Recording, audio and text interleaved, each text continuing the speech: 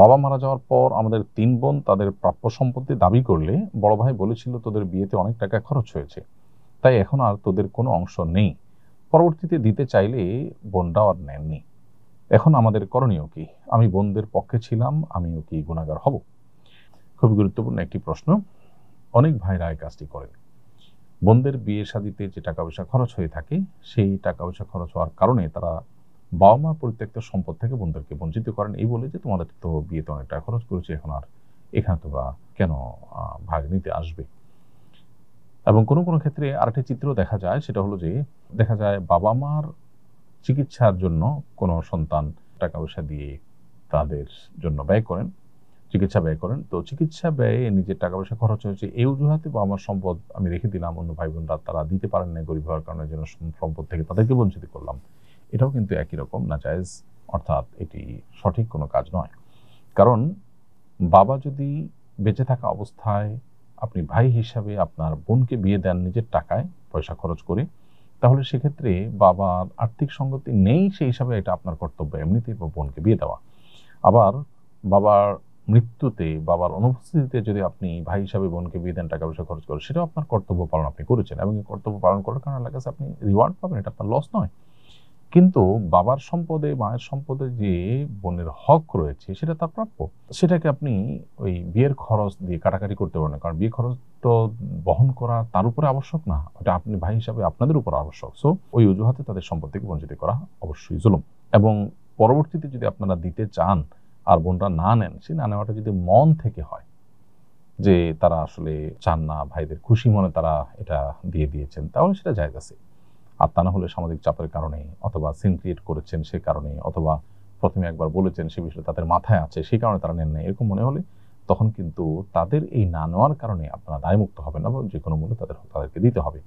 আর আপনি তা বোনদের হক দেওয়ার পক্ষে ছিলেন, সেজন্য আপনি গুনাহগার হবেন না ঠিকই, কিন্তু এখন বোনরা যে নেননি, সেই না নেওয়াটা যদি লাজুকতার কারণে, লজ্জাশীলতার কারণে, সামাজিক চাপের কারণে না নেন, তাহলে আপনার হকে যেটুকু আছে বোনদের হক, সেটুকু আপনি তাদেরকে ফেরত দিতে হবে। আর যদি তারা আপনাকেও পরিষ্কারভাবে জানিয়ে দেন তাদের মনে কোনোই এ ব্যাপারে দুঃখ নেই, তারা খুশি মনে ছেড়ে দিয়েছেন, তাহলে সেটা আপনার জন্য জায়েজ হতে পারে।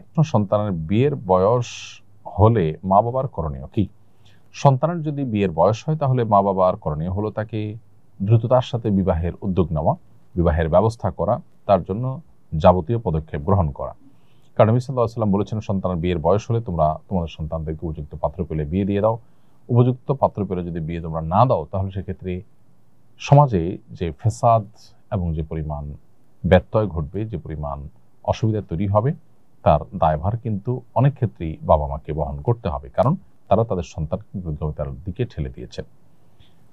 অতএব এই জায়গাটাতে আমাদের সর্বোচ্চ দায়িত্বশীলতার পরিচয় দিতে হবে অভিভাবকদেরকে, এবং সন্তানদের উপযুক্ত হওয়ার পর, বিয়ের উপযুক্ত হওয়ার পর তাদেরকে বিয়ে দেওয়ার জন্য উদ্যোগী হতে হবে, তাদেরকে কর্মমুখী করার চেষ্টা করতে হবে, উপার্জনের ব্যবস্থা করতে হবে, এবং উপযুক্ত পাত্রী খুঁজে বিয়ে দেওয়ার উদ্যোগ নিতে হবে। মেয়েদের বেলায়ও একই কথা প্রযোজ্য হবে।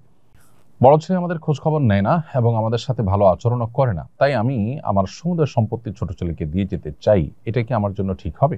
শরীয়ত কি আমাকে অধিকার দেয়?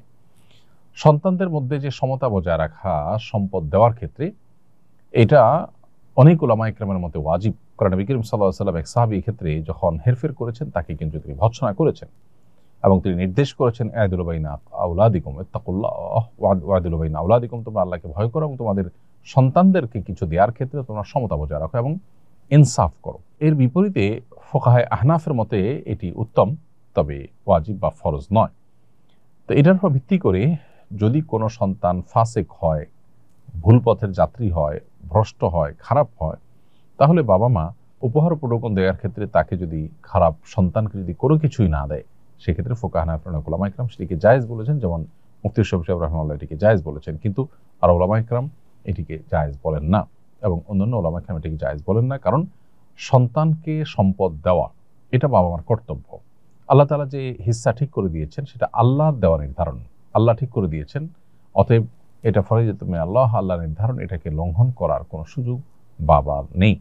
বাবা যেটি করতে পারেন সেটি হলো, সন্তানদের মধ্যে কেউ হয়তো একটু বেশি ভালো, তাকে একটু উপহার দেওয়ার ক্ষেত্রে শুধু ভালো হওয়ার কারণে উৎসাহ দেওয়ার জন্য পুরস্কার স্বরূপ একটু বাড়িয়ে দিলেন, এটা সর্বসম্মতিক্রমে জায়েজ। কিন্তু সম্পূর্ণভাবে বঞ্চিত করবার এখতিয়ার আসলে বাবার বা মায়ের থাকে না। কারণ আল্লাহ এখানে নির্ধারণ করে দিয়েছেন, আল্লাহ তাআলা সম্পত্তি থেকে মাহরুম করবার অপশন রেখেছেন যদি কাফের হয়ে যায়, সন্তান মোরতাদ হয়ে যায় সেই ক্ষেত্রে। তা না হলে আল্লাহ তাআলা সে অপশন কিন্তু রাখেননি।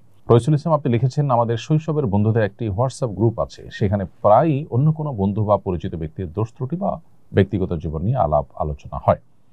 প্রশ্ন হলো, এটা গীবতের অন্তর্ভুক্ত হবে কিনা? উত্তর হলো, এটাও গীবতের অন্তর্ভুক্ত হবে।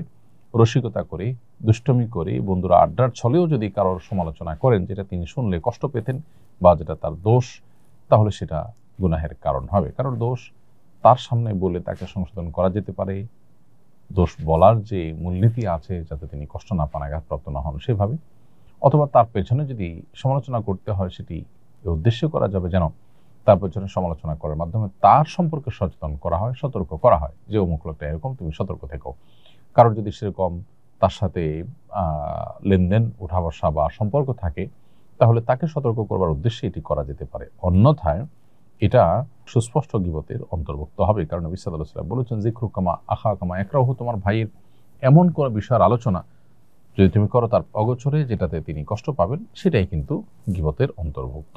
আমার ছেলেকে একটা প্রাইভেট স্কুলে ভর্তি করেছি। স্কুলের এক শিক্ষক ছাত্রদের মাধ্যমে তার সকল পার্সোনাল কাজ করান, জামা কাপড় ধোয়া থেকে নিয়ে খাবার দাবার ব্যবস্থাপনা, বাজারঘাট ইত্যাদি। শিক্ষা প্রতিষ্ঠানে তো আমার ছেলেকে কাজ করতে পাঠাইনি। শিক্ষার্থীদের মাধ্যমে শিক্ষকের পার্সোনাল এবং প্রাতিষ্ঠানিক কাজ করানো কি সঠিক কাজ?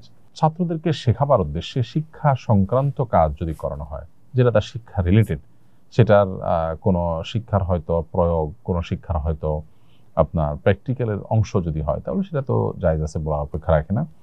আর ছাত্রদেরকে শিক্ষার সঙ্গে কোনো সম্পর্ক নেই এরকম কাজ, অর্থাৎ একান্ত ব্যক্তিগত কাজ যেমনটি আপনি বলেছেন, সেরকম কাজ যদি করানো হয় তাহলে সেটা হবে নাজায়েজ। বিশেষ করে ছেলেরা যদি স্বপ্রণোদিত হয়ে না করে এবং তাদেরকে শিক্ষকের অধীনে আছে সেই সুবাদে যদি শিক্ষক তাদের দিয়ে এই সমস্ত করান, তাহলে সেটা হবে তাদের প্রতি অবিচার এবং জুলুম।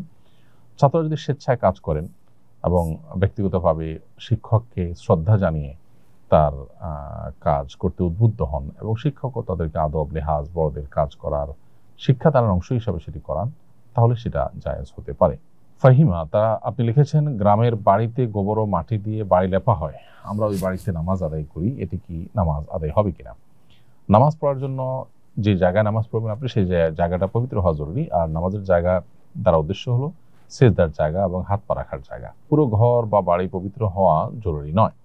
এরপরে যদি গোবরে লেপা জায়গায় পবিত্র যায় নামাজ, পাটি ইত্যাদি দিয়ে আপনি নামাজ পড়েন, তাহলে তার উপরে নামাজ আপনার হয়ে যাবে। আর যদি সরাসরি গোবর উপরে নামাজ পড়েন, তাহলে সেটা অবশ্য আপনার জন্য নাজায়েজ হবে এবং সেটা আপনার নামাজকে নষ্ট করবে, নামাজ হবে না।